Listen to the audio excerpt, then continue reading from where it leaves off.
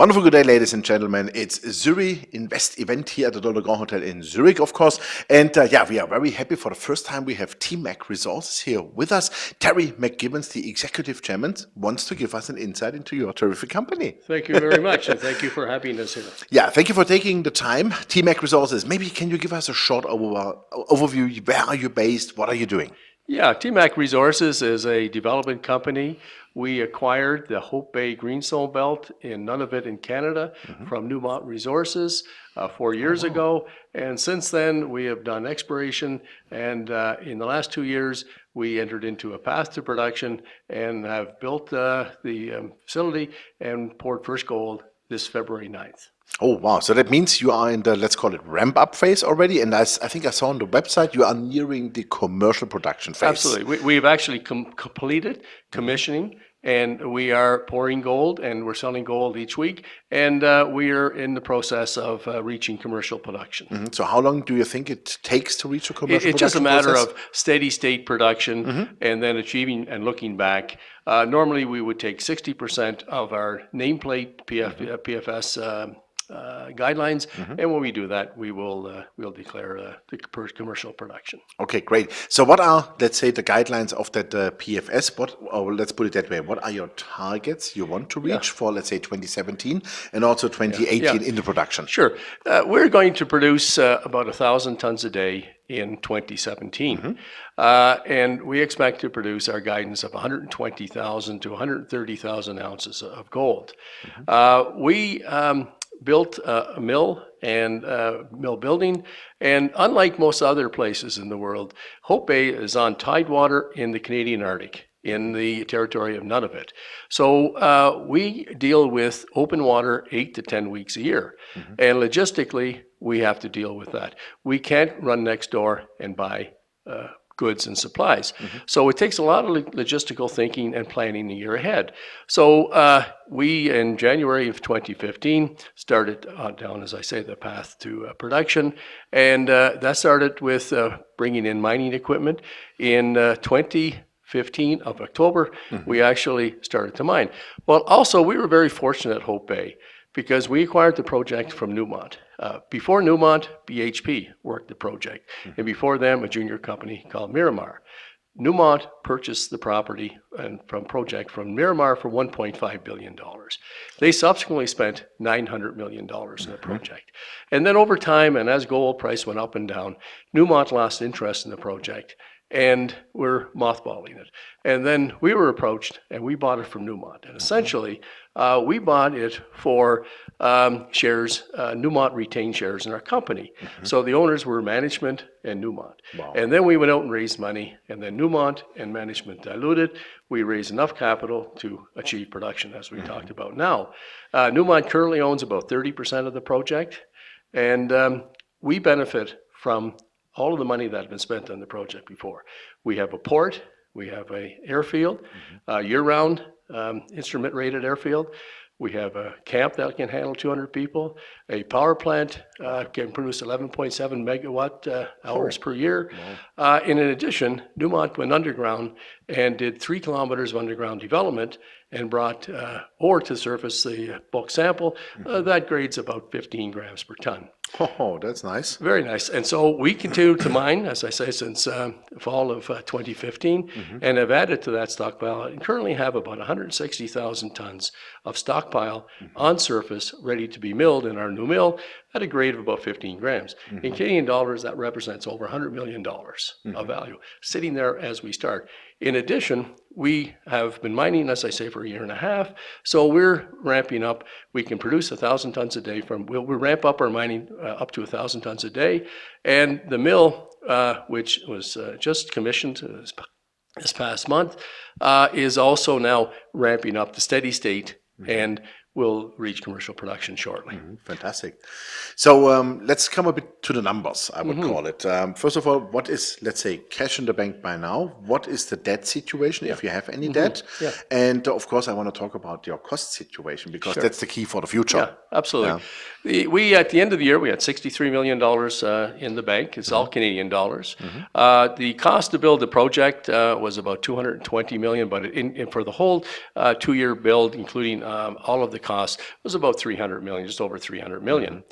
We financed that from equity and debt. We have $120 million of debt that we'll start to pay back this July, and we'll pay it back in 22 months and then be debt-free following that. So one of the unique things of our project is the grade is extremely high. It's a typical Canadian Archean greenstone belt, much like Kirkland Lake, Red Lake, known as deposits that have a vertical extent quite significantly, high quartz content, silica, and gold, free gold mostly. Very little in the way of any contaminants in our ore whatsoever. So we are producing, as I say, 1,000 tons a day. The recoveries are expected to be in the 94%. That's healthy. Very healthy, but very similar to projects that we're working along elsewhere as well. So what we really have here is an opportunity to start the first project at the north side of the belt, which is called Doris Mine. 10 kilometers further south, we have Madrid Mine, which we have an all-weather road capable of handling 150-ton ore haulage trucks. And then another 50 kilometers further to the south, we have a Boston, which also has underground 3 kilometers of development that BHP put it in. So we're in a very unique case that we actually have a PFS for 20 years from 3 different mines. And in addition to that, we have double or triple that in inferred. So in addition to where we're starting, one of the things of Hope Bay is that all of the work has been very shallow. Our reserves even at Doris, our first mine, are only down 200 meters. And yet I talked about the other Archean greenstone belts, which go for 1,000 meters, 2,000 meters. We have been doing additional drilling under the known reserve, only down 200 meters, drilling down to 300-400 meters, and have had outstanding results to the extent that last year the board approved a fundraising. We raised $56 million to go under our known reserve and start to develop and drill down below, and that is what we're doing now with drilling expected to be published within a couple of months as our starting drills. Perfect. So what AISC, or let's put it that way, what all-in costs are you expecting when you have the full commercial production? Yeah, full commercial production are about $760, give or take a few US dollars. Yeah, so quite reasonable.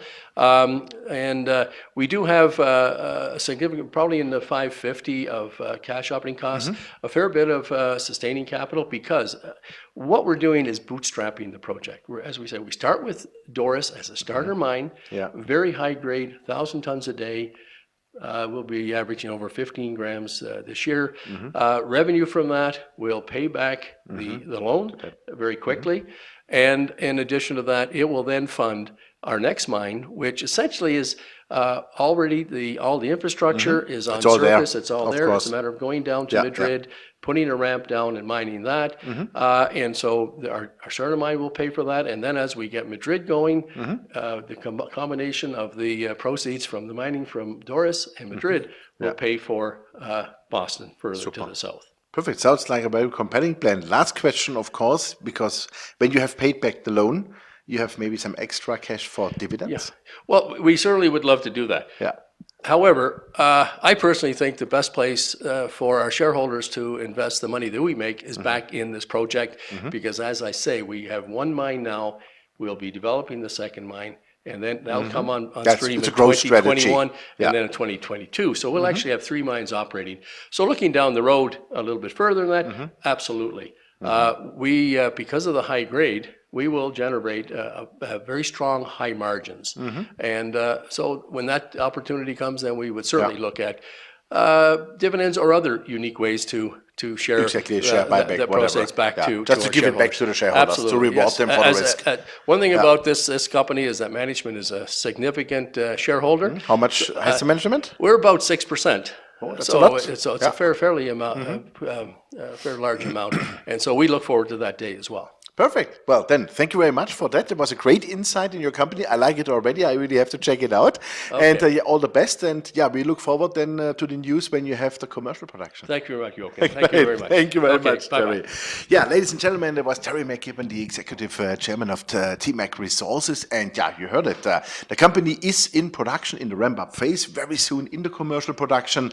And I think they do a fabulous job with also paying back within the next, let's say, 2 years their debt, which I always prefer because it takes a lot of risk away from a company. But also they have one mine now. The Hope mine is in the working, I would call it, and they have already defined 2 more mines. Maybe probably the 3rd mine is coming up then in addition, and that's exactly what we want to see. There's a growth strategy behind. There's organic growth. That's also fantastic. Use the existing facilities. That makes really sense. And I think the company has very wisely invested. Management has 6% of the stock, and also Newmont is a significant shareholder with 30%. Check out the company. Thanks for watching us. Bye-bye from Zurich.